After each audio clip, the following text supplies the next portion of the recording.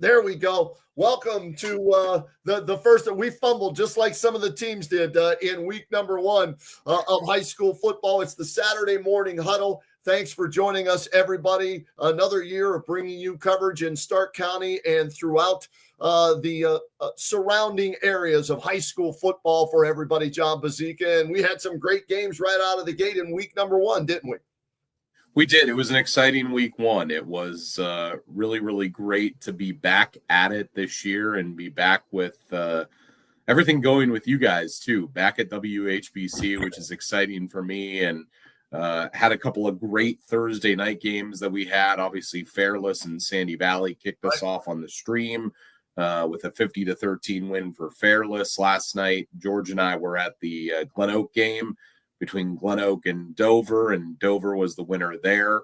So just really, just a really, really fun first week and great to be able to be back with Stark County High School football. And I know you guys had an instant classic last night between Glenville and Massillon, just an unbelievable game. Yeah, we're going to get to the highlights of that one a little bit later. We want to thank our sponsors, First Federal Credit Union, back on board with us. Marianne Donuts will have the sweet play or maybe plays of the week a little later in the show. DeHoff Realtor, Ty Colucci, Dirty Hands Excavating and Restoration, LLC, and Akron Auto Auction. So thank you to all of our sponsors for allowing us to bring you the huddle each and every Saturday morning at 10 a.m., and we've got a great show lined up for you today. Just looking at our rundown sheet, John. AJ Sarbaugh, head coach of Fairless, going to join us. They were victorious in week one. Spencer Lino and some players going to join us from Perry. Spencer gets his first win as the head coach there at Perry. Brian Baum from Hoover. The Vikings were victorious. Dan DeGeorge from Lake. We'll hear from him as well as a couple of players. Renzi Parnell in his first game as head coach of McKinley. He gets a win. He'll check in with us. And Spider Miller at East Canton. They got a big win last night. And Spider's going to check in with us. And like we said, the Marianne Donuts Sweet Play of the Week and the Community One Credit Union Player of the Week. We'll reveal that a little bit later on in the show. But I think we need to start things off with one of the games where a lot of points were put up on the board on Thursday night as Fairless beats Sandy Valley 50-13. And let's bring in AJ Sarbaugh, the head coach, on the right, Cam Carl, the outstanding player for Fairless, on the left. And John, you had this game, so take it away, man. Yeah, guys, what a win for you. Congratulations, Coach. And Cam, you guys looked pretty good on a Thursday night. Coach, I know that you're always so excited about that game being at Fairless on that first Thursday night out of the year. Just what does it mean to come out, get that win in front of the home crowd like that, and have that spotlight that the county has given you that night? AJ, your mic is off. Not sure why that's the case. And we've fumbled some snaps here early on. It's week one for everybody, John. Just like me, the microphones some of the times are muted, and other times they're not. So hopefully this gets taken care of, and we can hear from both the coach and from Cam Carl, who had a huge game, as you were telling me, in that contest for Fairless on Thursday night. So a big win for them. Let's see if we've got the coach back up and running with the microphone, as technology and us older folk, we don't get along too well on occasion, John. Still not hearing it, AJ. Maybe, are you guys on your phone at this point? No, we're on the school computer. There we go. Bingo. We got it now. All right. Touchdown, AJ. There we go. That's a touchdown right there. All right, Coach, back to the – haven't figured it out yet. Yeah, back to the question at hand. So Brian and I decided, and actually Bo Lennismith had a hand in this in 2017. We moved the game to a Thursday. It's just an outstanding opportunity for our kids. Like, you guys were there, Q92, 99.9, the repository. And obviously we really enjoy having it at home. I think our linebackers and moms club do a great job of taking care of you guys. Our home game day atmosphere with the band and the cheerleaders and the student section, they're second to none. And obviously people go to a lot of different places on Friday nights, but I think when you come to Fairless on a Thursday, you get the opportunity to see how special our game day environment is and how much our people care about football and how hard our kids play. So anytime we get an opportunity to display that, we look forward to it. Well, and obviously big games from a number of guys, but the kid sitting next to you, Cam Carl, I know the thought coming into the year was that he was going to have a special year, a big year, and be a big piece of what you guys did offensively and in other facets of the game. Obviously, you guys score first by way of a Carl kick return of 96 yards. What kind of tone did that set, AJ? And I want to talk to Cam about the play, but what kind of tone did that set? I think it was huge just because Sandy Valley had a great first drive. They went down and scored, so you're down 7-0. So you're talking on the sideline, hey, deep breath, we got to regroup. They took 6 minutes off the clock, and Cam takes one back to the house. But I think our special teams coordinator, my dad, and our special teams coaches and those other 10 guys had some great blocks. And obviously Cam is phenomenal when he gets the ball, but it just really – it flipped the momentum for us right back. So that was a really big play. Yeah, I mean, Cam, are you and Zach Gilkerson like the Devin Hester and Josh Cribbs of Sandy Valley or Fairless, because both of you take back kickoffs at different times? Take me through the play. I mean, you look like you were shot out of a cannon when you got the ball in your hands. I mean, we spent a lot of time on special teams, like Coach said, and I mean, I seen all my teammates getting their blocks, so I knew what I had to do. So.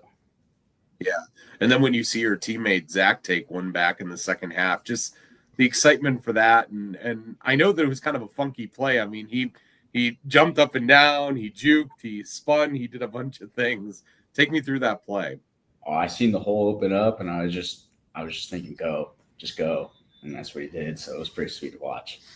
AJ, as you get ready for a week one game, I'm always curious. You know, we joked earlier about you know some. What do we call them? The FIPS, fumbles, interceptions, penalties, right? That drive coaches crazy. How do you not overreact to some things in week one that probably are going to go wrong because it's week one, and you have to keep your cool as a coach and move forward? I think that comes with experience. You know, I was telling, obviously this is my 8th year as head coach. My DC Coach Murph's been here for 8 years. Coach Butcher, Coach Wyatt, Coach Miller been here since 2020. My dad's been here since 2019, and I've just always been taught that your kids are going to react to how you are. Obviously, I'm still not perfect at it. I still get emotional, but I think that was something we as coaches talked all week after practice and even throughout the game on the headset. Hey, week one, crazy stuff happens. Like, they're still 15, 16, 17, 18-year-old kids. So if we stay calm, our kids will stay calm and just take it one play at a time. 48 minutes is a long game. We tell the kids all week, hey, we're going to have mistakes. No one's going to play a perfect week one. There's going to be penalties. There's going to be turnovers. So how do you react? How do you respond? And just keep chopping wood and play the next play. John, why don't you roll some highlights and let's let these guys break down some of your highlight. We love when the coach and the players, analyze it for us on what went right on certain plays in that. So take us through either one of you guys here. So actually, this is a perfect example of what you're talking about. Coach Butcher in the box saw a look that we had, and we thought that someone was going to have a touchdown, and they run the wrong route. So right. Mikey Ritterbeck does a really good job and takes off because they had no one in the middle of the field. And on this play, give us an idea of what was called and the execution on that. Okay, so this is jet sweep. Cam does a really good job running the wheel. Zach Gilkerson up top blocks really well. Peter Snavely blocks really well on the edge with Grady Vaughn. And then this is maybe the best play of the night. The ball's on the 20, and Cam's obviously really fast and really good, but you can see Jack Kirby, our tailback, with a pancake, Gilkerson, the receiver, with a great block, Peter Snavely, and Logan Riley at the point of attack. So I was really proud of our guys up front and how well they blocked. And then this is our counter play. And Jack Kirby, obviously they're long runs, but he's not touched. And that goes to the guys up front as well. Yeah, Coach, I mean, the plays that you saw from then obviously late here, McVicker scoring late in the game. You guys go right down the field at the end, too. I also want to get your thoughts on this last video that we have. There we go. That's what I like to see. I mean, John, you've been down there. Kenny, you've been down there. The student section, the band, the cheerleaders, They love it. The parents stay down, and hey, it's our thing. And that's what high school football is all about. It's a great experience for all of our kids. Everyone wants to come to the game. Our parents don't leave. And then that's what they talk about forever. I mean, it's been going on for 7 years now. And I don't know. Cam, do you enjoy doing the Ring of Fire? Very fun. I don't get in the middle anymore. I got yelled at when I took Connor in. Right. Coach, 6 Coach, months I was old, gonna- so I'm out. I was going to say, I saw you and Megan and dad and brother and sister off to the right. You guys were taking photos. The one year I saw you get down there and you look like you were in a 3-point stance running around, going around it. Did you like sprain an ankle doing it before? No, we took Connor in when he was about 6 months old. And as you said, Megan didn't like, now Cece is 7. Cece got in the Ring of Fire, but me and Connor and Collins and Megan, we just we stay off to the side now. Hey, Cam, I'm curious. Do you know who Johnny Cash is? Did you know who Johnny Cash was before the Ring of Fire? I do. You do. So you're cool with that. You like that. Do you sing along? I mean, it's a catchy tune. I don't want to, lose viewers by singing, on air here. But are you a fan of the song? Do you have it like on your playlist on your phone? Yeah, I listen to it every Thursday. How about that, Coach? Look at you getting these youngins, or as my cousin Vinny would say, these Utes listening to Johnny Cash, right? That's outstanding.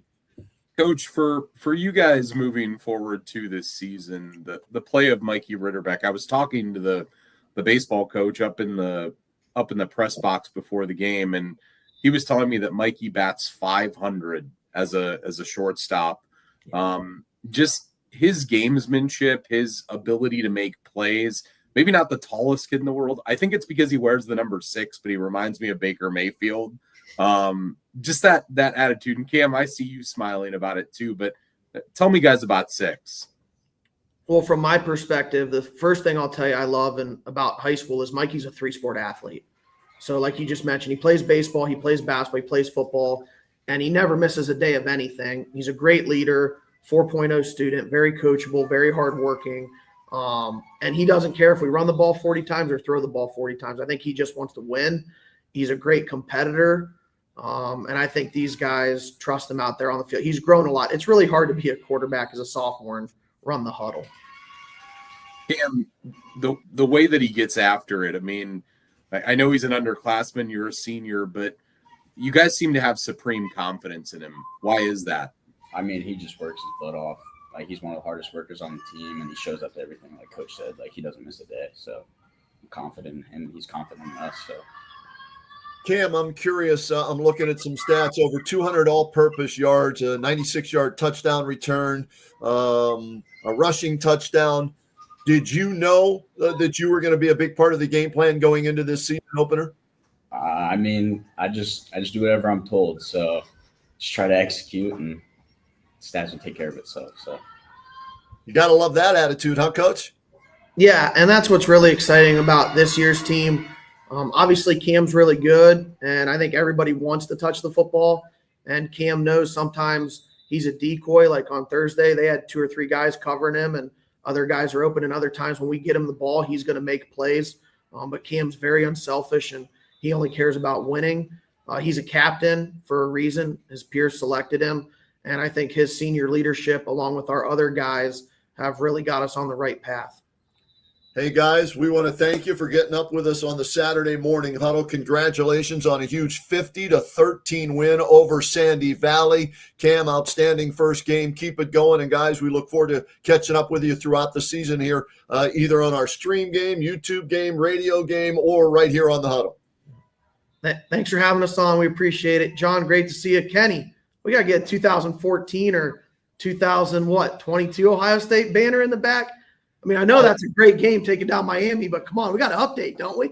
No, I honor that game as the greatest sporting event I have ever been to in my life. There was never a better game. 1 versus 2, undefeated, 25 NFL players, double overtime, questionable calls, the legendary Jim Tressel in it. That's the greatest game ever. And so that banner is up and will be honored forever. Jim Tressel, no one's better than him.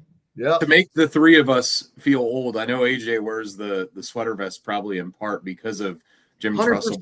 When I was growing up, I want to be a head coach. Who did not want to be Jim Tressel? When he won the national title, an Ohio guy, who did not want to be Jim Tressel if he wanted to coach? But to make Kenny, AJ, and I feel old, Cam wasn't even a thought yet in 2003. Right? No, probably not. That's 22 years ago. Yeah. Maybe a thought, but it wasn't a done deal at that point. Hey, guys, we'll end it on that. Thanks so much for getting up with us on the huddle. Thanks, guys. Thanks for having us on, and we appreciate everything you do. All right, there they are, Cam Carl and AJ Sarbaugh from Fairless, as they got a win on Thursday night. Jon Bozeka, 50-13 in the game that you did. The game that I did on Thursday night was Perry and Central Catholic, the Battle of 13th Street. And that one, well, it started out 7-0 Central Catholic, and then Perry took over and goes on to get a 41-14 win, courtesy of a couple of guys that are going to join us on the huddle, and their first-year head coach, Spencer Lino, joins us with the fellas. I believe that's Preston Daisy, if you're looking at it on the left and on the right. Or wait, let me get this right. Nope. Connor Shepard and Preston Daisy. I should remember Preston from the basketball state championship game this past season. Everybody, welcome to the Saturday Morning Huddle. Spence, how you doing this morning? We're doing good. Thanks for having us on. How you guys doing? Hey, we're great, man. Week one is in the books. You helped kick it off on Thursday night in your first game as a coach at Perry, Spence. And I'm just curious, what was that day like for you preparing for your first game on the road, a rivalry game, and getting your head coaching career underway? It was a great experience. Obviously, a feeling that I've never felt before. But we were confident, not cocky. We tell the guys, we were prepared. When you're prepared and you go into a game, especially a rivalry game, I don't know if it's a nervous feeling. I think it's an anxious feeling. I know our kids, you kind of have that dead time between school and the game. I think everybody's just anxious and ready to get out there. But I'm really just proud of how our kids prepared for this game, and it showed on Thursday night. Yeah, you guys got the W and get off to a good start. And speaking of starts, the guy that started the scoring for you guys after you're down 7-0 was Connor Shepard with a huge run in that game. And Connor, you play both sides of the ball, linebacker, running back. You're down 7-0. You guys didn't panic, and you come back, and we're going to look at the highlights in a little bit. But your big 36-yard touchdown run, how important was that for you guys to get that thing back to even and go from there? Yeah, I think that touchdown run completely changed the momentum of the game. We were down 7-0, and I had that big run. Preston blocked real well on the play, and it just changed the complete momentum of the entire game. And for you, Preston, I know it's nice, and we're going to talk about the passing attack at Perry, Spence, here in a little bit, but nothing more gratifying for an offensive lineman, Preston, right, than pancaking a guy and seeing your guy take it to the house on the ground. Oh, yeah, best feeling, for sure. So, John, go ahead. Yeah, I was going to say, guys, we've got highlights here from the game, including, you know what, I want to, before we get into the full package of highlights, I just want people to see this play. And Connor, if you want to take us through what's going through your head as you make what seems like the whole Central Catholic defense miss you, here's the play. Take us through this play, Connor. Yeah, pretty much I saw the hole, saw a guy coming at me. I knew he wouldn't be able to tackle me, and I just know nobody on their team could really tackle me on this play, and I just saw the last guy in the end zone, knew how to get in, and just scored. Derrick Henry would have been proud of that stiff arm, Connor. I mean, John, can you rerun it from the beginning, and we'll look at these, other plays a little later. But right here, you get through, and then it's like, okay, I see the goal line, and 21's in the way, but get out of here, man. There's no chance he's bringing you down, right? Yes, sir. Preston, do you like seeing your tailback make a play like that? I mean, that's got to fire you up as a lineman, right? Yeah, for sure. Shep was running hard all night. John too. Our guys are hard to tackle. It's going to take more than one guy every time, and it's just good. Coach, what about the execution on that play? Yeah, I mean, we wanted to establish the run. We got started with a slow start per se, and I think Connor's exactly right. This sparked us. I thought the offensive line, really got off the ball really well, and that's always something good to see. Coach, let's get to the rest of the highlights here. We've got highlights from the game as a whole, and we want to get your thoughts on these plays. And obviously, you guys pick up a 41-14 win, a very dominant win in the Battle of 13th Street. But we'll roll the highlights here and just kind of take us through what you're seeing. Our defensively, our kids flew around. We keep it very simple defensively. We're not overly complicated. We want to read our keys, right? We want to run to the football. And when we get there, man, we want to show up with a purpose. We want to swarm to the ball. And that's the one thing when we turn on the tape the next morning with the kids, your hat better be in the frame, right? We better have 11 guys running the football relentlessly every play. I think you saw that. I know Shep had some big time collisions in the game. And, that's just reading your keys and reacting. And then, pursuing and taking good angles. Just fundamental football, I think, is what you saw. Taking good angles. Making the right checks, all that matters. Coach, you talk about that defense, this pass break up here. I think that's Nasir Foster, just active hands, right? Yeah. Nasir had a good game at corner end. He's a guy who played both ways for us at times as well. But the DBs, we challenged those DBs, especially after that Cheney scrimmage. They had a couple of long receivers. Man, we're in good position. You got to make a play on the ball. And, that clip was a perfect example. I think they ran like a double screen there, screen and go. He did a good job. To me, Coach, this was the biggest play of the game as Central got back in the game. We're within a touchdown, and then you come back right before the half and go deep. And this is not what we've seen from Perry in the past. So on that, what was the talk on the sidelines there with limited time left and you guys weren't going to take a knee and you went for the big play and you ended up getting it? Yeah, there's still time left on the clock, and obviously was not happy with us for giving up a touchdown late before the half there. You don't want to do that because Central was getting the ball, right? Central was getting the ball after half. That's something you don't want to do. So Coach Shank did it. We told him we're going to go. We're not taking a knee. We're not running the clock out. We're going to go because we needed to score right before the half there, knowing that they were going to get the ball. But I think it shows, like I've said time and time again, we have guys here. We have playmakers here. That's a perfect example of us taking advantage of an opportunity and a really good player in Jade Wilson there. And Preston, John, let me jump in real quick because you're good. I saw Preston shaking his head, when he heard Coach talking about that. As a leader of this team, and your coach is telling you, hey, no, we're not taking any. We're going to go for it here. What's that mean to you, and how does that build confidence in the offensive line and the offense moving forward? Yeah, that was one of the most important plays of the game. They got that touchdown late in the second quarter. And then, like Coach said, they would have got the ball coming out of half. They would have had a lot of momentum. So it was really important for JJ to make that catch and Cameron to make that throw. It was huge for us. Definitely. Yeah, Preston, I actually want to talk to you about that because, you're a guy that was on the state title team last year for basketball. What kind of expectation did that set for football coming to this year? You get all the way to that final game. Did that just raise the bar for what you guys should do? Oh, yeah, for sure. It definitely set the standard pretty high. And, Coach Leno, he's looking to bring back the old Perry tradition, So the standard is always to make it a state championship, and we're not going for anything less. We're going to – For you, I love when you said that, you better see a hat in the highlights, when you're watching them. Is that the brand of Perry football that you want? You just want guys playing, I guess, blue collar, get to the ball and get downhill as quickly as possible? That's exactly it. Like I said, there's no magic potion for that defensively.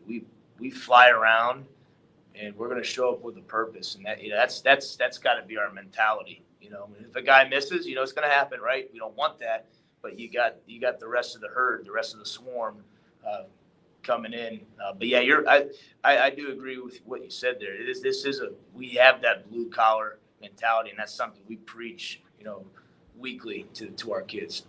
All right, I've got a question for the two players here, Coach, and then we'll let you go for Connor and for Preston. Sophomore quarterback, new coach coming in, first-year head coach. You guys, are known for running the football in the past. It seems like the offense is changing. And I'll start with you, Connor. Tell me a little bit about Cameron Trahorn and, what makes him a good quarterback for this offense. Yeah, he's a good leader. He has a great arm. And at the beginning of the game, he overthrew a guy or didn't connect with his receivers very well. And then once he got going and got the nervous out of him, he connected with JJ and Nas and just started making plays. And Preston, for you, do you maybe give not that you don't give 100% all the time, but maybe a little extra effort in the sophomore's first start in the first game of the season, so he's got a clean pocket to throw from? Oh yeah, for sure. I'm a quarterback guy, so I'm fighting down that line to protect my quarterback, and I'm gonna put trust in him. I don't care if he's a sophomore or a senior. Coach, you gotta love hearing that, right? Doesn't matter what year the kid is. If he can play, he can play. That's right. And when those opportunities come for sophomores, man, like Shep said, there's not much time to be nervous. And I think he's a confident kid. He did a great job settling in there as we got going. Guys, we want to thank you for getting up with us on the Saturday Morning Huddle. Congratulations on win number 1. Spence, your first win as a head coach, game ball to coach. That was cool to see. And we look forward to chatting with you guys throughout the year. Thanks, guys, for having us on. How about that? Great start for Perry Panthers, 41-14 over Central Catholic, the Battle of 13th Street on Thursday night. Yeah, and Kenny, we want to take a moment here while we've got a chance to obviously thank some of our sponsors for being part of the Saturday Morning Huddle. Obviously, we've been telling you that we have Community One Credit Union, we have Marianne Donuts, Akron Auto Auction, but new to the huddle this year, Dirty Hands Excavating and Restoration. Saturday Morning Huddle brought to you in part by Dirty Hands, getting their hands dirty so you don't have to.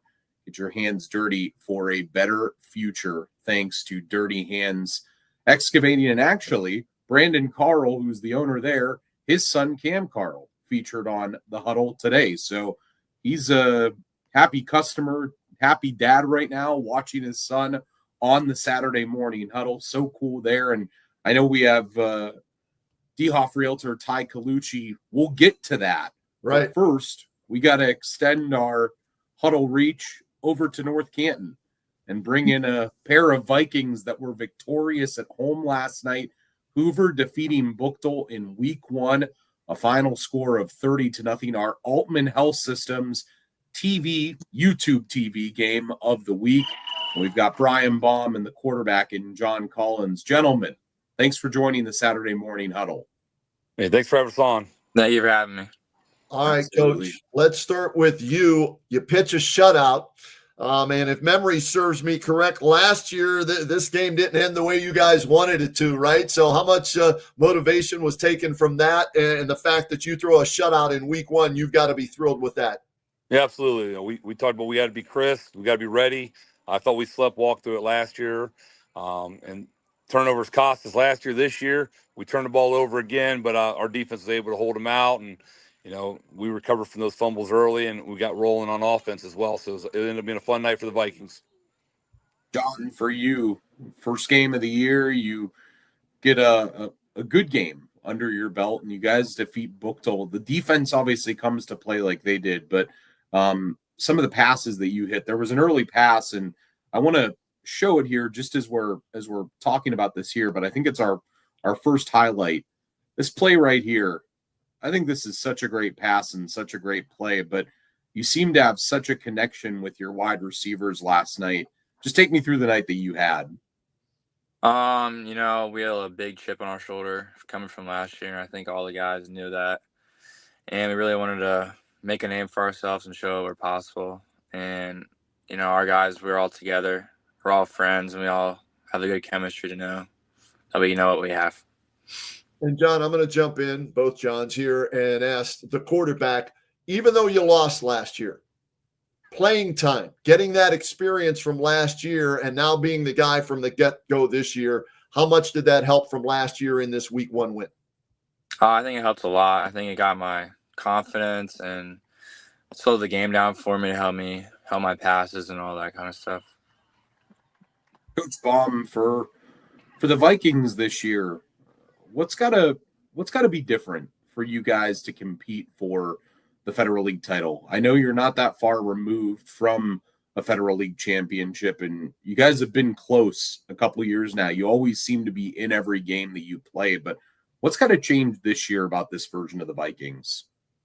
We have some athletes we want to utilize. We want to get the ball. That's one thing John did a good job of last night. You know, we got like 5 or 6 different guys catches, a couple different running backs touches. John obviously can do both run and throw, but we've got to be diverse on offense and be honest, just Hoover Viking defense. We have to use all 11 guys getting their hats to the ball and getting after and out hitting people.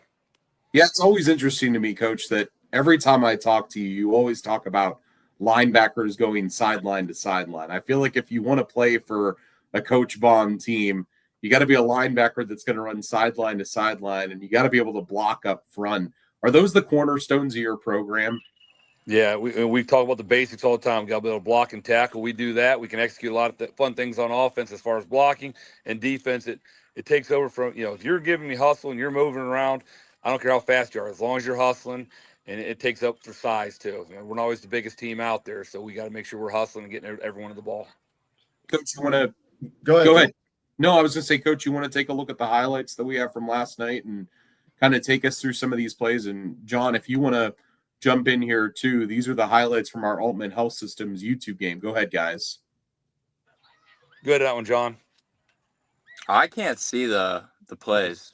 You brought it up. John did a great read here, got his athlete the ball in space. It was his second read and did a nice job. And on defense, like I said, their quarter, as soon as he brought the ball down, I knew our guys were going to get there, and you'll see guys flying in there to get it on screen. Here, just give your athlete a chance to make a ball in space, and John got it up there, and he's made a great play and got in the end zone. Yeah, Coach, 30-0. That's an impressive way to start. What were you most pleased with as we watch some more of these highlights? But what stood out to you? Maybe you had concerns going into the game and they answered your questions, or something that just jumped off the field and the tape this morning. Yeah, we had a lot of first-year starters out there, so I was nervous about how they would react, getting used to the speed. I thought they handled that well defensively. We already talked about they got after it. I was real proud of the effort. We played a lot of guys on the D line. Then in the fourth quarter, we had some seniors in there that are new, and they were getting after it. And I was proud that they were able to shut down and get the shutout and protect that. There's some guys out there that they're hungry. They want to get more playing time. So I was proud of that effort at the end as well. And offensively, getting the guys the ball that we did, and the running attack like we set up. But John, decision making, we keep doing that. We'll get better and better as he gets more experience too. John, we saw on that last play there that you got into the end zone, and then you started kind of like buffing up and showing us the muscles and getting excited. You told the guy to get off you going into what's going through your head. You run that little zone read, taking the ball through the line. Take me through that play, man. Well, I'm happy the run call got called to me. I wanted to score one, especially from last year. I didn't have the best performance, kind of chip on my shoulder. I really wanted to get one in and, experience the feeling that scoring touchdowns give you, and I think it was great. Yeah, it seemed like the excitement was off the charts for you there on that first night at home. Go ahead, Kenny. Yeah, Brian, what's it mean to you to have a quarterback like John Collins that is a pass and run threat, dual option quarterback that really gives opposing defenses a lot to think about? Yeah, John kind of Zeke alluded to that earlier. I'm looking at the game defensively. And when you got a quarterback that can motor, that puts stress on your D-line, your linebackers. They've got to be in the right the pass rush lanes. My linebackers can't lose tracking. We got to cover and come up. When you have a dual threat guy, it's a pain. And John, he's a long strider, but he actually has some shifty moves too to get going. So, you get him up in open space, he can go, but to get there, he can make a couple moves to get himself there too. And John, for you, I'm going to finish off of that comment. John, for you, the fine line of running versus passing, right? If it's a pass play, bide some time, to try and find the receiver versus taking off right away because you're such a good runner. How have you learned to balance that and help you make the decisions as they're happening in game? Practice. Our quarterback coach, Coach Hank, he really helped my improvement of just staying in the pocket and being patient and letting the plays develop instead of just sprinting out immediately. John, do you like that nickname, John Longstrider Collins? Is that That's something a new that's one. gonna... That's a new one. Yeah, it says a lot about you. You're in a line now of a bunch of Hoover quarterbacks that have really been great passers, going back to Connor Ashby and going up through the years of even a couple of years ago, some of the guys that were there. But just the position of playing quarterback at Hoover and understanding the weight that comes on your shoulders. How do you make sure that you keep your head in a level place for the rest of your teammates, knowing they're going to look to you, John? I kind of just see myself as a leader, and whatever my actions are is how the rest of the team's going to respond. So I try to keep my emotions like controlled and all that stuff. Hey guys, congratulations, 30-0 week 1 win. It's always good to correct and build off of a win more than a loss. So coach, I know you prefer it that way. John, congratulations on a week 1 win, and we look forward to seeing you throughout the year, and best of luck in the Federal League that'll be starting in a few weeks, guys. Thank you. Thanks for having us on. Thank you. There they are. Gotta love it. Good win for them to start the season, 30-0. And that's a little revenge for what happened last year. Blocked field goal, and they lost a game they shouldn't have lost to Bookville. Well, and keep in mind too, Kenny, if folks want to go back and watch the Altman Health Systems YouTube game of the week, when we're done with the Saturday Morning Huddle here on YouTube, you guys can look down in our videos from last night in the live section, and of course go watch the game with Frank Salona and Coach Tom McDaniels on the call. I know we've got some folks from Lake that are going to make our way in here, but I want to give a shout out again. Another one of our sponsors, track record of success. Ty Colucci has been a big part of Stark County with DeHoff Realtors, as a proud Stark County resident and active community member. His hometown commitment is about elevating the area.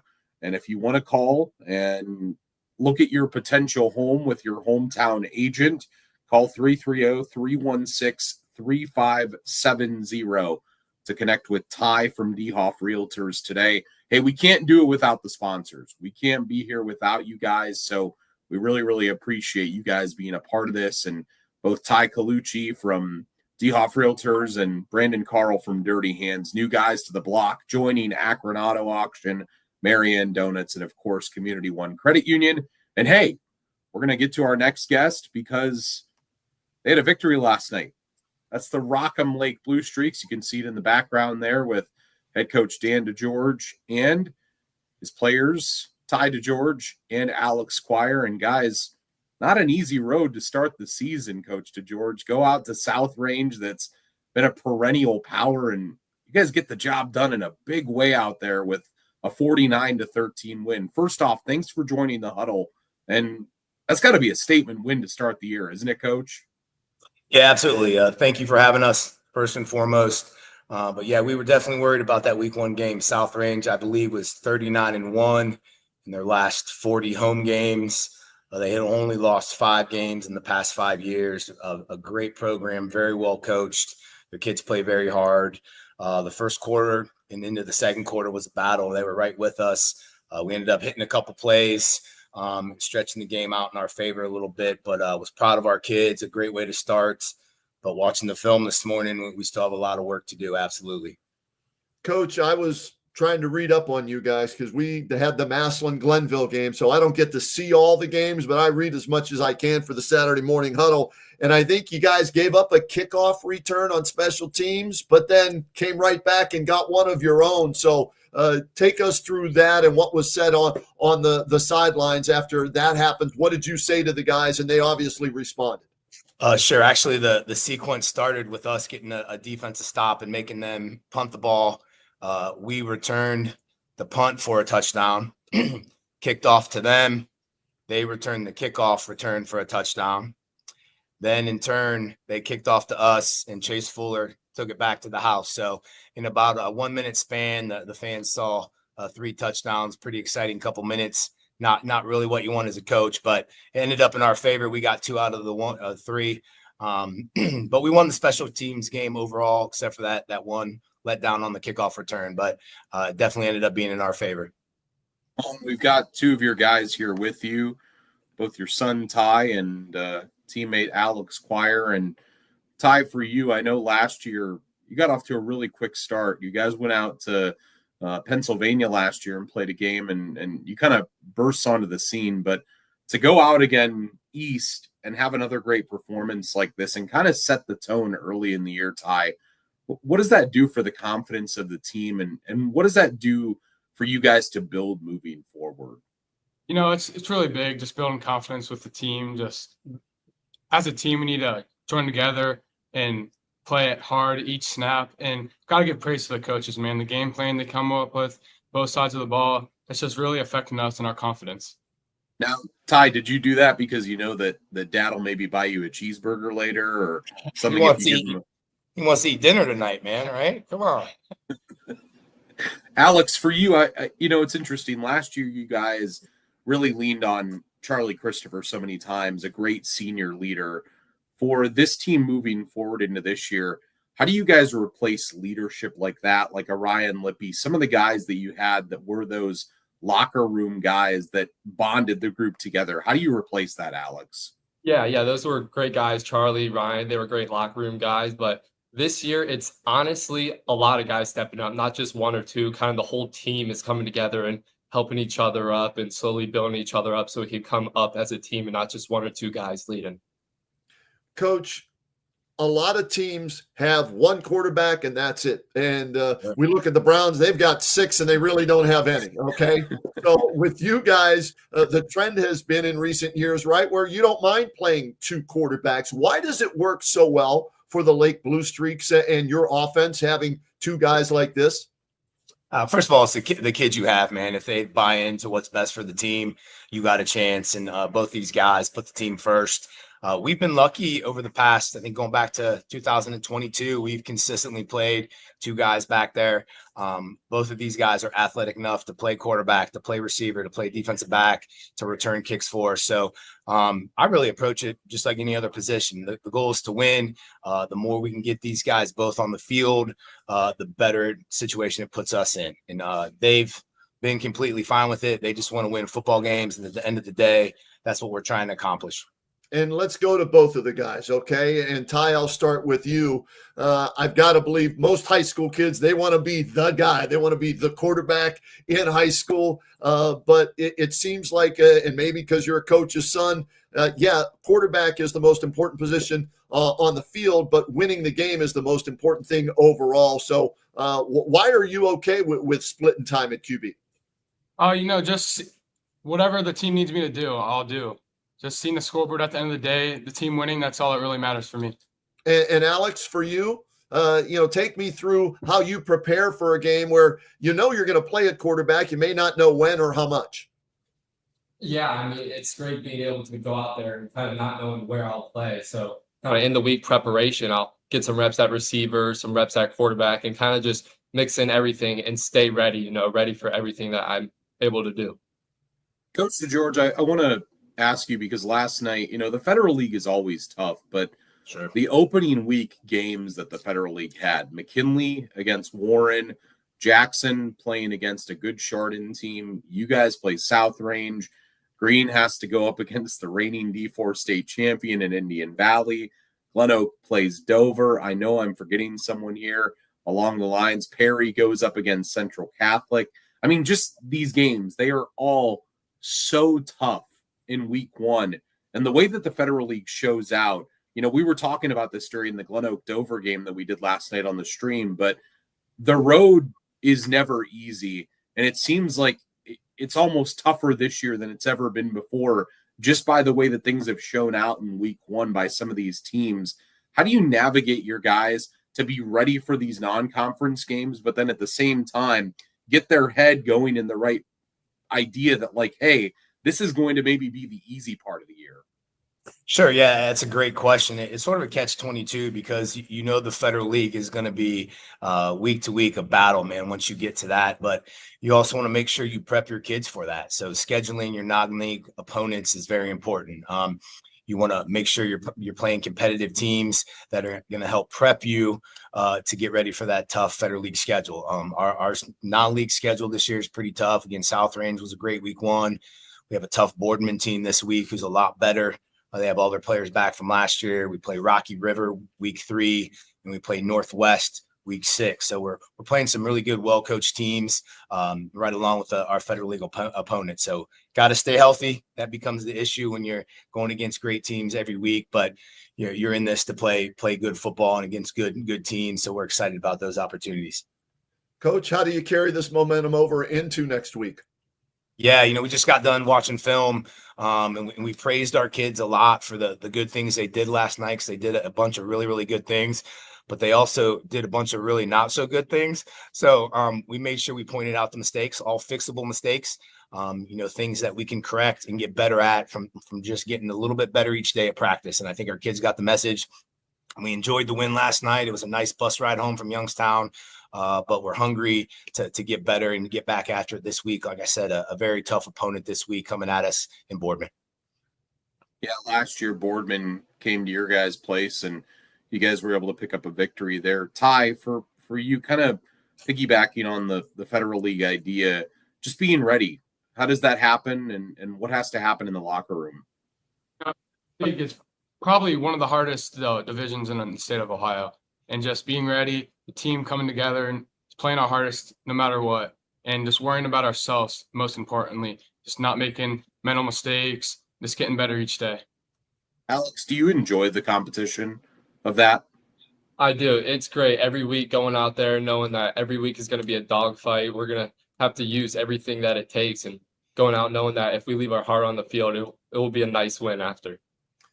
Coach, you always have great swag whenever we have you on the Saturday Morning Huddle. Love you've got a closet full of great stuff to wear to, represent Lake. I'm looking at that from a distance, and I'm thinking old Houston Oilers look right there, man. It's got kind of almost that baby blue and everything. I don't know if your two players know who the Houston Oilers are because they don't exist anymore. But right. How do you design the swag? Do the kids have input? Is it the coach, you design it? How's that work? Yeah, I don't design any gear whatsoever at all. We're lucky enough to have Beatty Sports here in town. They do a great job. They've taken care of us, our program, our coaching staff for a long time. And pretty much about 90% of my closet at home has something Lake on it, right? So if I get fired anytime soon, man, I'm going to need to go shopping for clothes. But sometimes we let our kids help design a little bit of the T-shirts and stuff. But we talk a lot about not worrying about what we look like or what we wear, just about, the name on the front of our jersey and how we play. Obviously, you played very well in week 1 to get a convincing win over South Range, 49-13. Guys, congratulations on that. Best of luck the rest of the season. Look forward to having you back on the huddle in the near future. Thank you. Appreciate what you guys do. Rock them. Thanks, Coach. Thanks, guys. Drop it in there. Got to rock them, baby. That's a good win, man, for them. To start the season that way in convincing fashion on the road again, like you said last year, they were on the road too. Outstanding. We oftentimes take for granted that teams are going to get home games to start the year, but some of these teams get really, really tough road battles, and they were one of them that had to go somewhere that's kind of unruly and a tough place to go. And Kenny, this next guy that we're going to have join us on the huddle. Yeah, I texted him last night and I said, Coach, can you join us on the Saturday Morning Huddle? It's easy. You just have to click a link. You come on. And he said, John, I was brought up on 16-meter film. I don't know how to do any of that. But Coach Spider Miller, there he is. East Canton, he figured it out. And he's on the huddle with us now. Coach, you've been taking your daughter around this morning, but you pick up a win last night, 38-0. Thanks for joining us on the huddle. And they just finished one, and now we're actually in the car getting something to drink and then head back to the volleyball game, then go back. And he froze up right on cue. Oh, there he is. He's back with us. Coach, 38-0 last night over Chippewa. What was the game plan going in? And it sounds like you obviously executed. How were you able to do that? We played real aggressive on both sides of the ball, especially defensively. We had 4 turnovers. We had a pick 6, but got called 16-meter film. Yeah, that's what it looks like, right? defense ball well. Coach, starting 1-0 after kind of a tough year last year, what does that mean? What kind of confidence does that build? It builds a lot of confidence. I mean, in my years here, we haven't won week 1.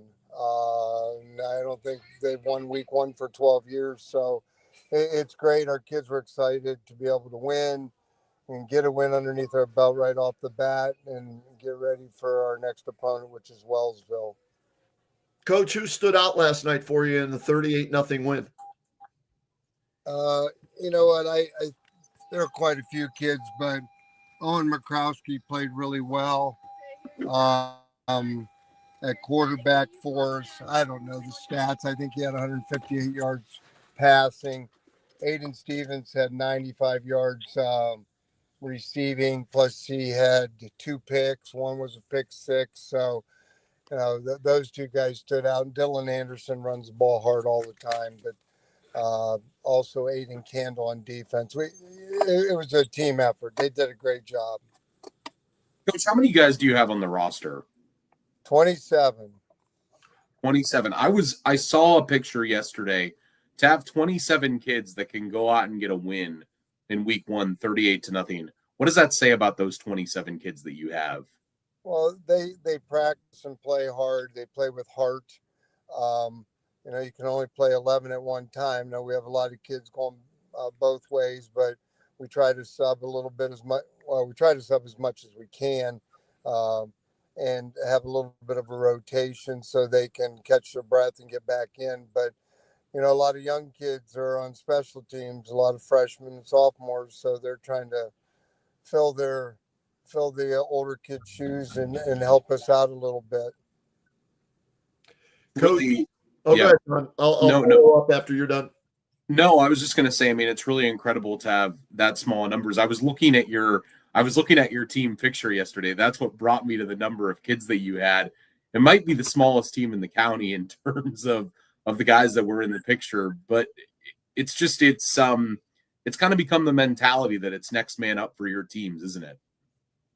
Well, it is. And, you know, unfortunately for us, if we get a starter hurt, it's usually a 2-way starter and somebody that's on special teams. So, you know, you got to have somebody step in, and our coaches have done a great job getting kids in and out, getting some practice time. So when game situations occur, they know what we're doing.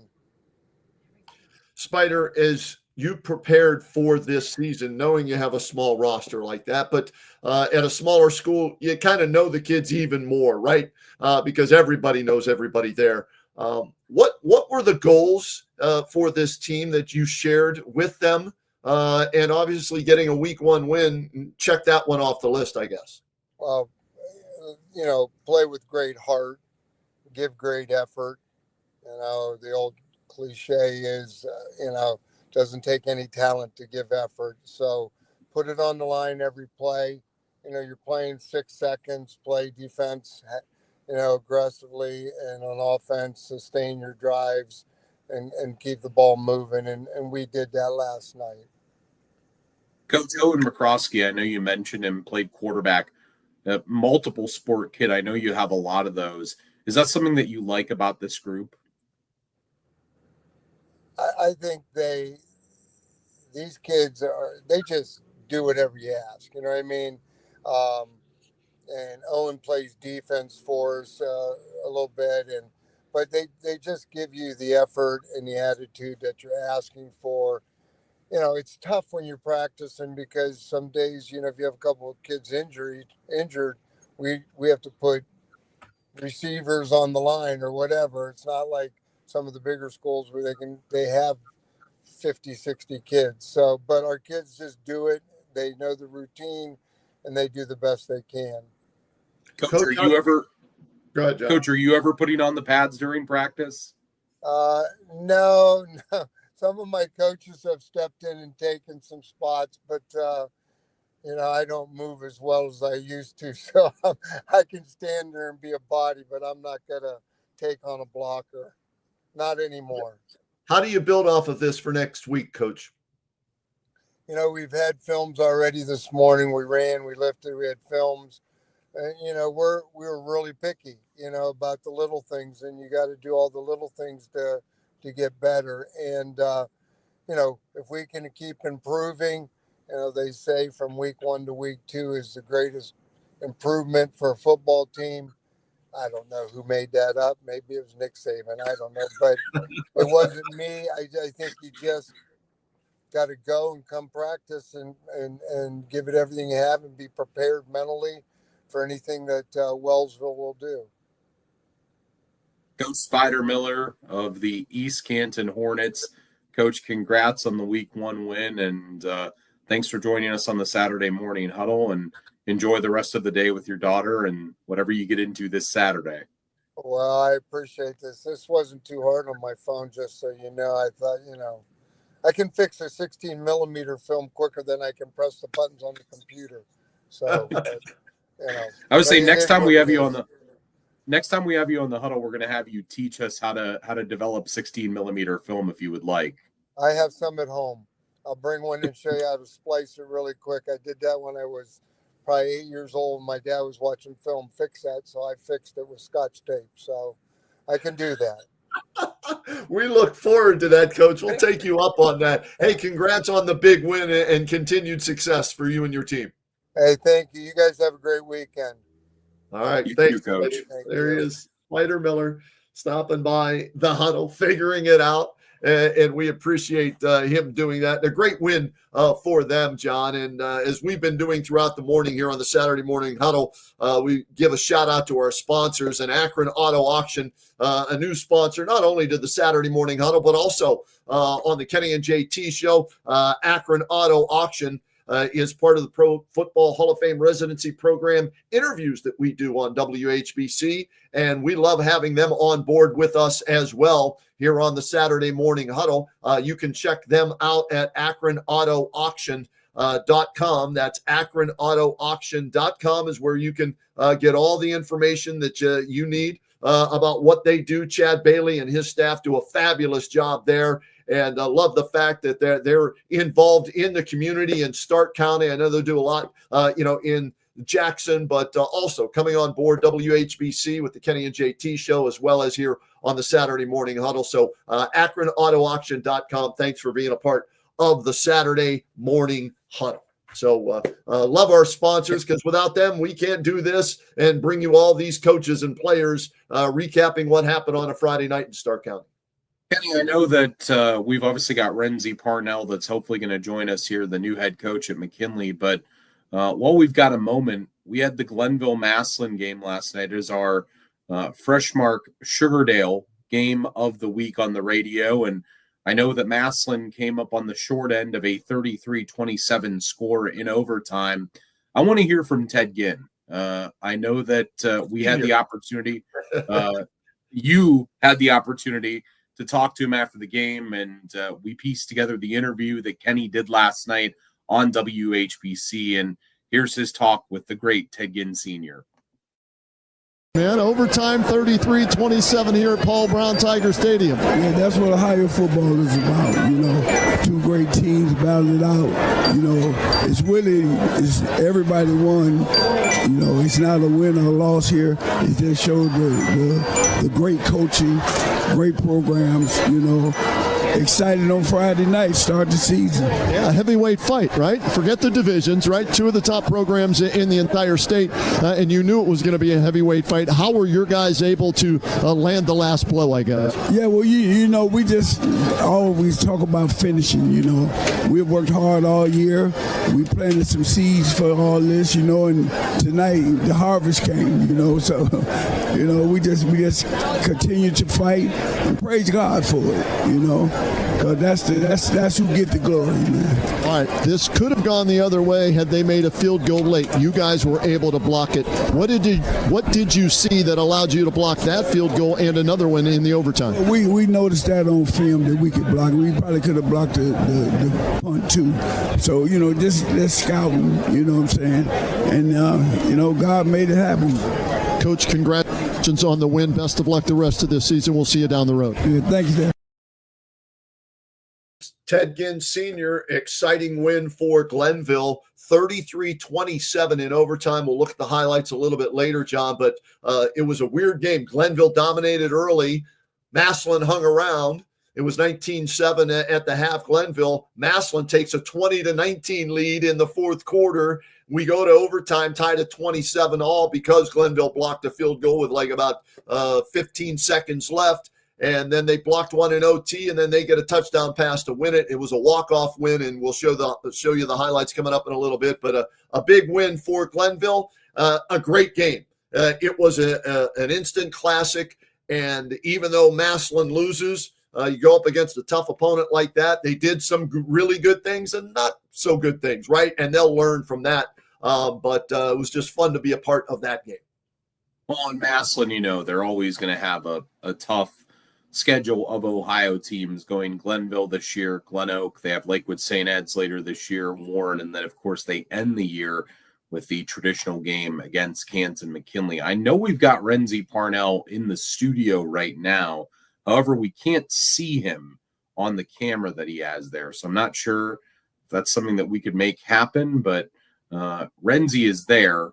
I guess we can bring him in. Let's see if he's able to get his camera working. That's going to be the key here, because I want people to be able to see Renzi when he's talking to us here. Well, either way, we've got him in the studio, so let's bring in the new head coach at McKinley, and that is Renzi Parnell. Coach, thanks for joining us this morning. How are you? Thanks. I appreciate it. And camera-wise, I don't know. For what? Oh, we lost him. Maybe he'll call back. And he'll be able to get the camera up and running. And while we wait for Coach Renzi Parnell, let's tell you what they did last night. And they get a big win. Big win on the road last night. They go to Warren Harding, and they take down Harding. 43-25 was the final. Sophomore running back Kylan West, 19 carries, 185 yards, and a touchdown. That was an 83-yard touchdown that he scored on the ground. Trent Hayden, a 36-yard touchdown pass, the new quarterback for the McKinley Bulldogs. So he contributed to the offense, and they had 2 defensive touchdowns. So let's talk to Renzi, since we'll only have the audio with him here today. And Coach, 43-25 in your first game as McKinley's new head coach. What were you most pleased with in yesterday's win? Just the ability to battle some adversity, and the kids fought hard. They competed like we asked them to do, and that was what made me most proud. It worked out. We talked about before the game, sticking together, playing as a team, and they did that.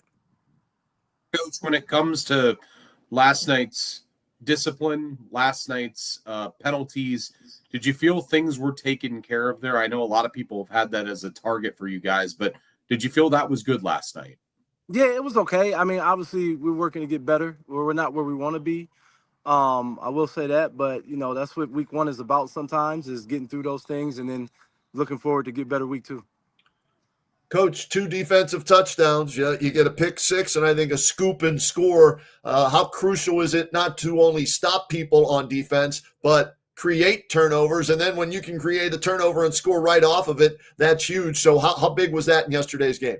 Well, if you know me, that's the expectation of the defense. You know what I mean? That's the bar. That's what we expect. So it's one of those things that if you play defense for me, that's the norm. So we expect to do those things. We preach those things. We practice those things. That's McKinley football. Coach, did you kind of have a Norman Dale moment last night where the second you took the field, you said, geez, Renzi, welcome to Canton McKinley football. What was that like? Yeah, man, it was surreal. You know what I mean? So you go out there and what a great place. Warren is a historical football program and site as well. So it was awesome. Real surreal feeling. Coach, what was the difference from first half to second half? You scored 35 points in the second half. Yeah, we just calmed down a little bit, got ourselves together. I mean, first of all, not turn the ball over, right? So that helps. We still committed one, or we still committed one coming out of the second half as well. But just calming down a little bit, both as coaches and players. So coaches had to find their groove and understand what they were doing to us and go from there. Coach Trent Hayden, quarterback last night, his effort and what he was able to do to lead the offense. Your thoughts? Yeah, he's great for us, both as a playmaker and just as a leader. The cool thing about Trent is, he's been in a lot of those situations we were in last night before. So the experience really came through, the ability to be calm after some adversity and, next play mentality. Coach, for you, having somebody that already knows you, right, be the leader on your team, how important is that? It's huge. It's huge because, like I said, he's been through the ups and the downs before. And that's the game of football, is battling adversity. It's always going to happen. But he's a leader when it comes to that. Coach, going to Warren last night, you mentioned that, but confidence level for the kids to go to Warren, get a win there at Mollenkoff, what does that build, and how do you build on that? It's one of the things that playing on the road is actually can be a really good thing, right? I feel like we came together last night. It kind of brings the bond of the team, the family atmosphere together, because when you go into another stadium, it's kind of you against the world, right? Like nothing is with you. You don't have maybe the support, maybe not the fan. Our fans did show up last night, but you're just naturally outnumbered in someone else's stadium, right? So you have no choice but to come together. So for us, that's what it did, man. I think they realized, like, hey, together we're very strong, and as long as we lean on one another, do our job, and trust the man next to you, that's the type of feeling we got. On schedule, ahead of schedule with where you thought the team would be after week one? We're definitely not ahead. I'll say that. If anything, we're behind. We got work to do, and but that's what week 2 is for. Always in football, week 1 to week 2, that should be your biggest growth. So that's what we're working to do. Seems to be a common theme this morning, hearing that from coaches. Why do you think that is? It's the first real competition. There's a lot of things that go on with week 1, from nerves to excitement to all kind of emotions that, you got to work your way through. And then that second week, you're a little bit more comfortable. And that's coaches as well, right? Coaches are more comfortable. You understand what you got. You understand who's gamers, who's not, that type of thing. So looking forward to week 2. Coach, by week 7 to week 10, hopefully when you're in your stride, what does a Renzi Parnell football team look like by that point in the year? Fast, physical, smart, disciplined football, and playing 4 quarters. Coach Renzi Parnell. Great, man. Off to a great start. And by the way, John, we haven't said, Coach, congratulations. You've been a part of a lot of wins as an assistant, right? But for you at McKinley, your first win as a head coach at McKinley, what's that mean to you? Man, it's awesome. They gave me the game ball last night, and that was a great feeling. So I'm super blessed for the opportunity in that moment. That was awesome. So I'm looking forward to it many more, that's for sure. Well, and I know people have been joking with you a little bit that it's been the Parnell family affair on the sideline, but having that family with you on a night like that, did that make it that much better? Yeah, it does, man. It's special. It's a special thing. It's always been a special thing to coach with my father. And last night, getting my first win with him by my side, and my brother, a couple of my brothers as well, and other family members, is definitely a special thing. Thanksgiving dinner on the sideline for the Parnell family. It's great. Yep. That's awesome. Coach, congrats on the first win. Hopefully the first of many for you. Thanks for getting up on the Saturday Morning Huddle with us, and we look forward to seeing you throughout the year. Hey, sorry about the camera, and go Pups. There you go. We appreciate it. It's all right. We got to hear from them. 2 coaches, John, right, in Stark County. Their first game as head coaches this week at Perry, Spencer Lino, and at McKinley, Renzi Parnell. They both get victories. Unfortunately, Zach Slates did not get a win at Minerva, so 2 for 3. Meatloaf wrote a song about it. 2 out of 3 ain't bad. So hopefully Zach will get his first win there at Minerva in the coming weeks. But those 2 coaches now can check that off their list. They don't have to worry about getting that first win as a head coach anymore. It's already done. Well, and if people were curious last night, we've got all the finals if we want to go through them and just kind of tell people who won last night and who didn't. Our radio game of the week last night, our Freshmark Sugardale game, Glenville winner over Massillon 33-27 in overtime. It was McKinley picking up a victory at Harding 43-25. Dover came to Glen Oak and won 18-7. We'll get to the details there. It was Jackson with a win at home over a good Chardon team, 35-13. Hey, John, I interrupt you right there because the Jackson game, Lucas Eckerman, their starting quarterback, gets hurt in practice or a walkthrough, whatever it was. He doesn't even play in that game, and yet Jackson, goes out. Now I'm going through my notes here, and Carter Muleman steps in and throws 3 touchdown passes while the starting quarterback, one of the top quarterbacks in the area, doesn't even play last night. So a great job by Jay Rohr to get his team ready for that one. Yeah, outstanding win there for Jackson. Chardon, last 10 years, has been as good as they've ever been. Lake, we talked to Coach DeGeorge earlier, a 49-13 win at South Range.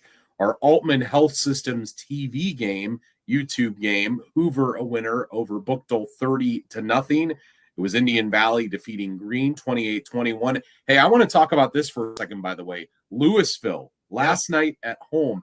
How about Coach Cap and the boys? A shutout victory in front of Leopard Nation. We talked about it at St. Haralambos a couple weeks ago, Kenny, but a huge tone setter to the season for the Leps. Yeah, I'm looking at some numbers from that game. Quarterback Gabe Stouffer, 10 of 11, 136 yards, a touchdown, no interceptions, 1 touchdown run as well. Luke Seaman, a 55-yard pick six touchdown as they led 7-0 at half and go on to get that 24-0 win over New Philip.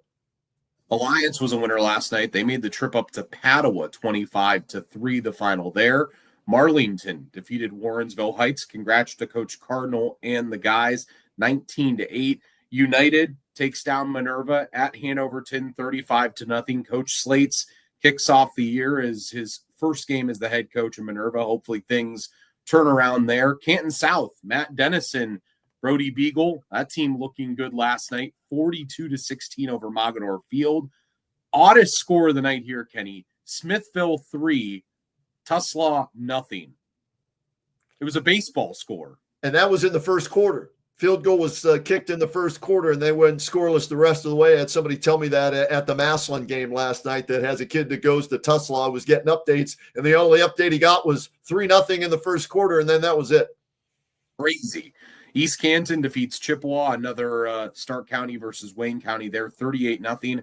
Akron North, a winner over St. Tom, 29-6. Malvern defeats Valley Christian, 16-8. And then, of course, our 2 Thursday night games, Perry over Central, 41-14. And Fairless defeats Sandy Valley, 50-13. And then Northwest at Norton ruled a no contest as hand, foot, and mouth disease, sickness, whatever it is, has affected the Norton Panthers. So I don't believe they plan to make a game up in any way there, and Northwest has to wait until this week. So they don't play week 1, Kenny. And now Coach DeMarco says, guess what? Now we have to prepare for a 1-0 Marlington team. What a way to start the year.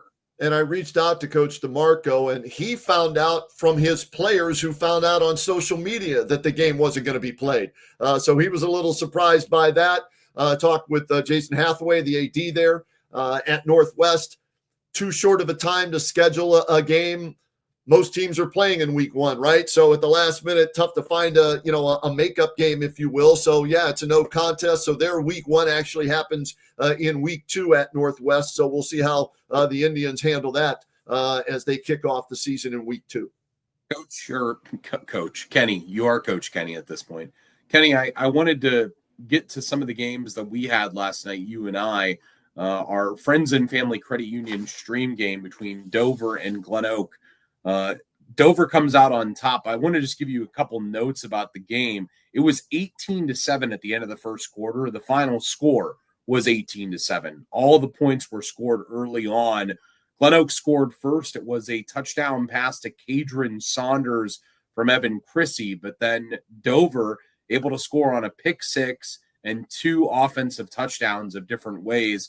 Jack Judkins, their quarterback, was pretty special last night. He was an All-Ohioan last year, 153 yards and a passing touchdown, and he got the job done in a number of ways. Liam Mast, one of their rushing touchdowns, and Judkins threw the touchdown to Hughes. The weirdest part of the game, Kenny, second half. At the half, Glen Oak was winning first downs unofficially 12-6. They were winning time of possession 13:50 to 10:10. In the second half, Glen Oak did not have one first down. Wow. They were stuck at 12, and Dover had 10 and controlled the ball for 19 minutes of game action in the second half. Dover, this is their first year, by the way, without Dan Ift on the sideline for them, who'd been there for 30 years. So great win for Coach Matt Rees, Zach Gardner, former Sandy Valley head coach, the offensive coordinator there, and for Coach Scotty Garcia and the boys. It does not get easier. We were talking about that last night. They go to Massillon now.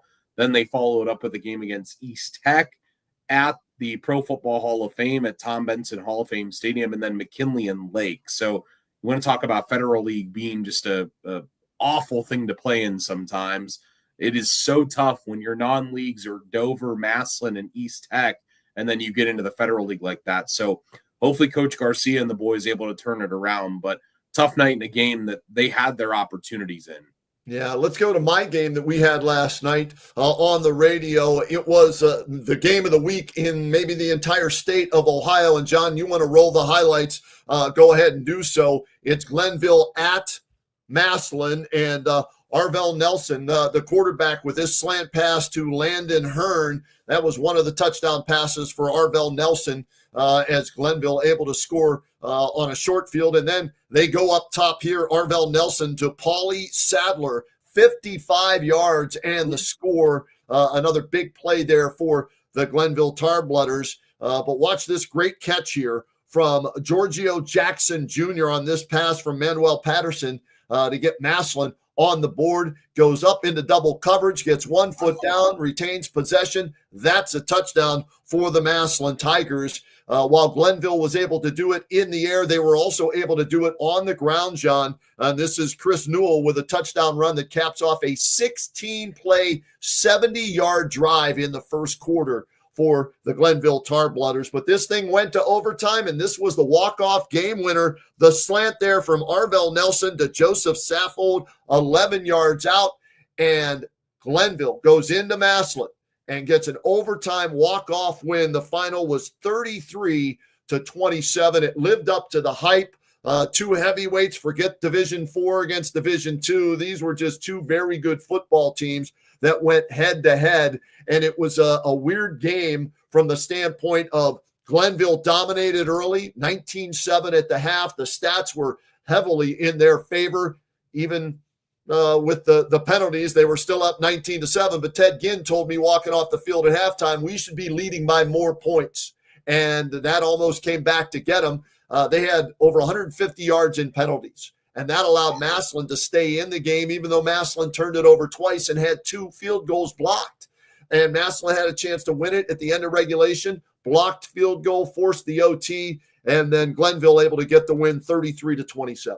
Well, if you were listening last night to the game, I heard Dan's call with you guys, and it sounds like after the block, Kenny, that Glenville actually picked the ball up and ran quite a ways before they were actually taken down and chased down. So two things could have been ended in regulation by Massillon, could have been ended in regulation by Glenville too. Yeah, and I think the tackle was made at the 20-yard line, saving tackle. And Glenville then had a chance to kick a field goal at the end of regulation, and they hooked it wide, which forced the OT. And then in the first overtime, the only overtime, Massillon got the ball first because Glenville won the toss. So you play defense, so you know what you have to get on offense. And Glenville's defense held Massillon on 3 straight plays, forced a field goal. It was blocked. Glenville only needed a field goal, but they had trouble kicking the ball all night long as well. So they were saying, you know what? No, we're going to win this thing with a touchdown. And the slant pass to Joseph Saffold right there was the game winner. And by the way, Saffold had a huge 2-point conversion catch earlier in the game as well. I also want to play a fun game here called Showing the Passing of Time and showing how old we're getting here at WHBC. Right. 2 things. One, Giorgio Jackson Jr., his dad, a player for the Tigers back in 2006. He caught 34 passes for 478 yards and 4 touchdowns. He was the leading receiver on the team that year. And then likewise, in a show of history, just to show coming full circle in this game, Arvell Nelson, the quarterback of Glenville. He was the quarterback of Glenville for Coach. His dad was the quarterback of Glenville for Coach Ted Ginn Sr. in 2004, and they played McKinley in a state semifinal at Paul Brown Tiger Stadium in Massillon, a game that Brian Cross, Ryan Brinson, Mike Schaefer, and McKinley won in 04. We're not just about the current games. We're about the 81 years of history. And I thought that was a perfect full circle moment that we have a son of a former Tiger, a son of a former Glenville Tarbloodder, and there's just a wild connection there. But it just shows you how full circle the game comes and how these communities continue to keep those lineages going. And I think that's so cool last night that you had that crowd and you had that game that I think the whole state is talking about this morning. Yeah, it's an instant classic, and happy to be a part of it, covering it with Dan Belford calling the action, Mark Miller, Denny Kincaid, yours truly on the sidelines. Time now, though, John, for our Marianne Donuts sweet play, or in this case, maybe plays of the week, because we did games on Thursday night. We did games on Friday night, and so we try and find plays that jump off the film at you, and it's brought to you by Marianne Donuts. It's the perfect combination, Marianne Donuts and the Saturday Morning Huddle, to get caught up on all things high school football in Stark County. Grab your favorite box of Marianne Donuts, a cup of coffee, or a hot chocolate. Sit back and enjoy WHBC's Saturday Morning Huddle to see how your high school team did on Friday night. Marianne Donuts, high school football, and WHBC Classic Canton traditions. And so we've got two sweet plays of the week, courtesy of Marianne Donuts, for you from Thursday night. We had this young man on the Saturday Morning Huddle earlier in the show, Connor Shepard for Perry High School.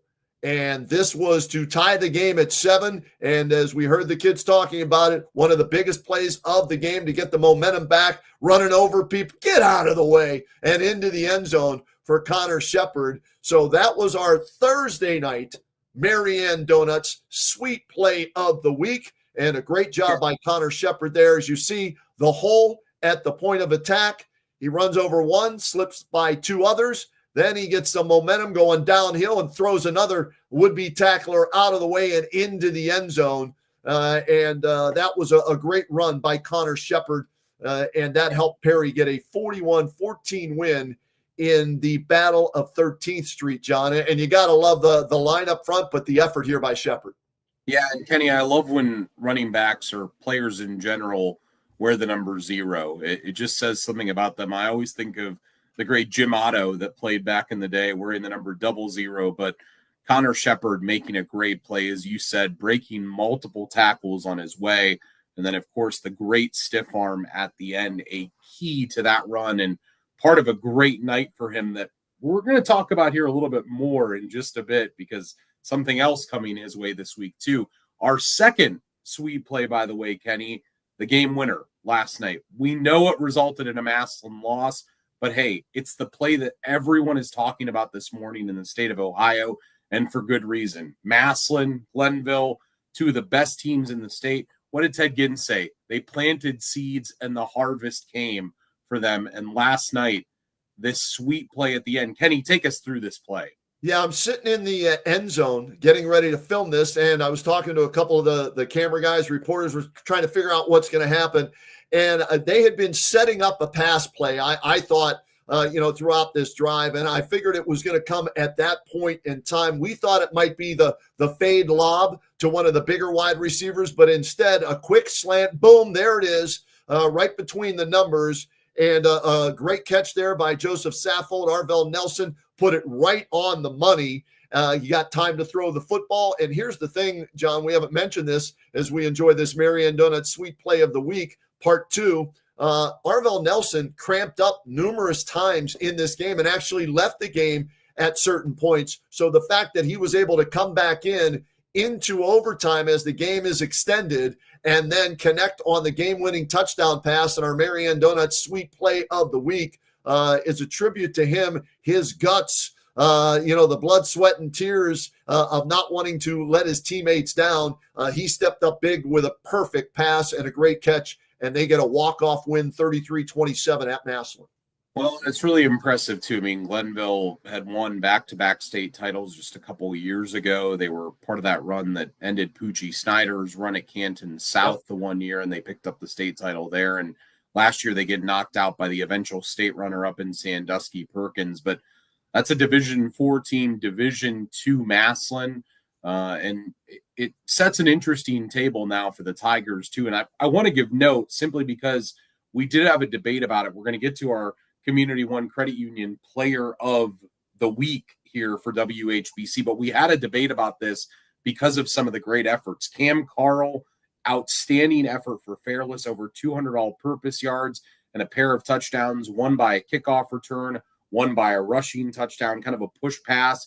Xavier Owens, though, last night. We're probably not going to talk about this effort much, Kenny, but I want you to go into it because the kid from Massillon last night, he played his tail off, and I believe, I think I'm correct about this, his brother DeJuan was a pretty good one, wasn't he? Not bad at quarterback, winning their first state championship in the playoff era. And Xavier Owens, 25 carries, $131 on the ground, and a touchdown running the football.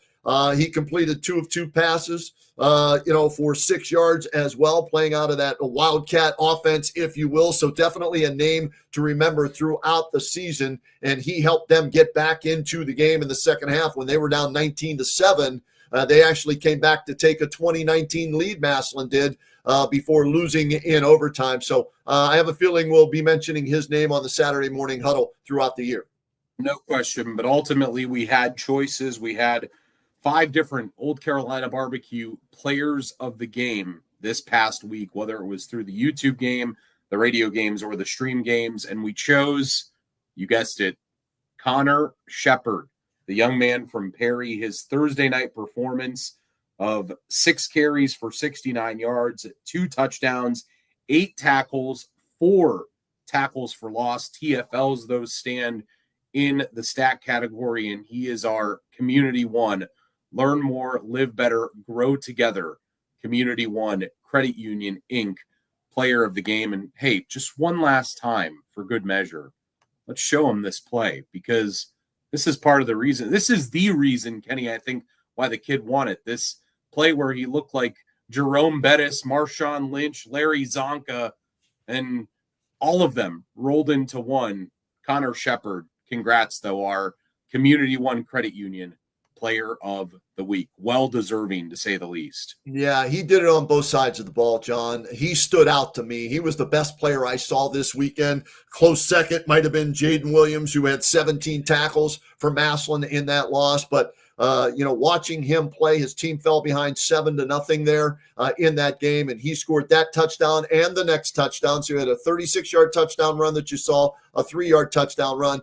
And he was all over the field, sideline to sideline. I had him for 10 tackles, 8, 9, 10, 11, 12, whatever.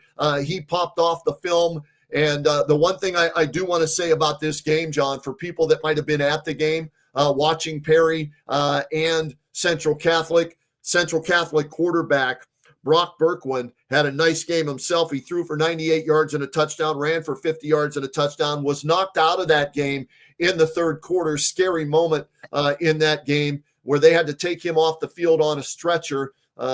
Trucker Linda Smith, Jeff Linda Smith, the head coach at Central, called me later that night, said, look, we took him to the hospital. He passed all of his tests. He has feeling in all of his extremities. He's home. A concussion, I think, was maybe the diagnosis. So good to know that it was nothing more than, I hate to say nothing more than a concussion, but considering the possibilities, nothing more than that. So speedy recovery to Brock Berkwin for the rest of this season, another sophomore quarterback that we're going to hear a lot about, not only this year, but in the years to come. But congratulations again to Connor Shepard, as he is our Community One Credit Union Player of the Week. And let me give them a little bit more love and throw their logo up or his photo with that award, John, because the big thing about Community One Credit Union, when it comes to money, Community Credit One Union is always on your team. They've got the plays that make life easier, from loans to checking, online banking, and mobile services to youth accounts and everything in between. Community One Credit Union, where community comes first, membership open to everyone in Stark County. Community One Credit Union, online banking, mobile services, anything about banking, they do it. And we're happy to have them on board with us again here on the Saturday Morning Huddle. Yeah, and thanks one last time to all of our sponsors. Akron Auto Auction, Community One Credit Union, DeHoff Realtor, Ty Colucci, Dirty Hands Excavating and Restoration LLC, and of course, Mary Ann Donuts. And guess what? Next week, I think I'm going to bring a donut here onto the huddle with us. I might even see how much of a donut I can put in my mouth. Oh no, we don't need to see that. That we're doing the press box food fight challenge. JT's yelling at me when I'm eating on the air and everything like that. Just bring the box, present them, and we can decide what our favorite flavor of Mary Ann Donuts is next week. How's that? Kenny, that sounds great, and I know that we're getting to the end of the huddle here. We're about to break it, if you will, and move on to week 2. But just your encapsulated thoughts on week 1. Always a fun week of high school football in the state. We heard so many times that the best week is week 1 to week 2 because that's the most improvement. But what stood out to you this week, and what made week 1 memorable? All right. Well, we guarantee next week no fumbles or interceptions on our part from the huddle as we started. Week 1 for everybody, coaches, players, broadcasters on the huddle. So we'll be better. And I think the teams will be better. But a lot of teams got off to a good start. Some very good wins. As I look up here, as we run the scores on the bottom here, McKinley on the road at Harding. That's a big win. Renzi Parnell gets it out of the way, right? Perry on the road in the Battle of 13th Street. Spencer Lino gets his first win. Lake goes on the road. That's a big win over South Range. So I thought that was great. And then some of the other teams pitching shutouts. Hoover with a shutout. East Canton with a shutout victory for them. Jackson, they lose Lucas Eckerman before they even play the game. And, the backup comes in, and I want to give him a little bit more love before we get out of here, John, as I go through all my sheets here. Jackson beats Chardon 35-13. Carter Molman, 3 touchdown passes, one of 77 yards, another of 75. Max Cowles caught 1. Corey Jacobs caught 2. Chase Maurer with 2 touchdown runs. They get rid of 40, or I shouldn't say get rid of, they graduate 40 players and come back and get an opening night win like that for Jay Rohr on the road, or at home, I should say. So a lot of big wins for teams, and the teams that lost, watch the film and get better in week 2. Yeah, I think a couple things that stood out to me. Obviously, the win for Louisville last night, great way to start the season for Coach Cap. Just a really big confidence builder for a team that's trying to get to the playoffs this year and trying to really achieve some bigger things. Alliance last night. I think we're going to hear a lot about J.R. Jackson this year, their quarterback, and they beat Padua on the road last night. You mentioned it. I'm really impressed by Spider Miller and East Canton picking up that win, 38-0. Go ahead, Ken. No, you mentioned Louisville and Alliance. Back-to-back comments from you. Guess what radio game we have next week? We have Louisville at Alliance. So we're on top of things, and we're looking forward to that Freshmark Sugardale radio game of the week of Louisville at Alliance. Both teams will come into that 1-0. Yeah, if you are wondering next week about where we're going to be for our different games, as Kenny mentioned, our radio game, the Freshmark Sugardale game of the night, will feature Louisville at Alliance. Great game to happen at Karas Stadium. Our game on the stream, Friends and Family Credit Union stream game of the evening, St. Vincent St. Mary, who lost last night, comes down to Perry to take on the Panthers. And then our YouTube game coming up, St. Aug, New Jersey Prep. I think it's St. Augustine, New Jersey Prep at McKinley. That is a live game. And this is really exciting, Kenny, because the following week after that, we actually have 2 games on all 3 platforms with the Hall of Fame Classic that we have coming up too. So just when you think things are going to get like a little bit calm after week 1, it's going to get even crazier as the season goes along, because after that, we get into league play for most of these teams. There's a lot of fascinating things happened last night. And I know sometimes it's easy to overreact based on week 1, but I will tell you this, don't overreact. Don't overthink what happened last night. These are high school kids. They're prone to make mistakes. Penalties will happen. Fumbles will happen. And I really do believe that we are going to see a big jump for a lot of these teams into week 2 based on some of the things that we saw last night. Thanks to all the coaches, all of the players who joined us, all of our sponsors, and all of you watching every Saturday morning. You can get up with us 10 a.m., watch it live on our Facebook page, on our YouTube channel. And hey, let's tell people also that we are locking up with Rock Entertainment Sports Network, Dan Gilbert's Sports Network, and they will be rebroadcasting our Saturday Morning Huddle, usually on Sunday mornings. But for this week, you can check their guide, I guess. We will be on sometime on Monday, and we will also have our Altman Health Systems Alt Care YouTube Game of the Week rebroadcast on Rock Entertainment Sports Network as well. So if you miss it live or with us, you can check RESN and find us there as well. All right, let's get out of here, John. Time to go eat and watch the Browns play their final preseason game and see if Joe Flacco can get through that game without getting hurt.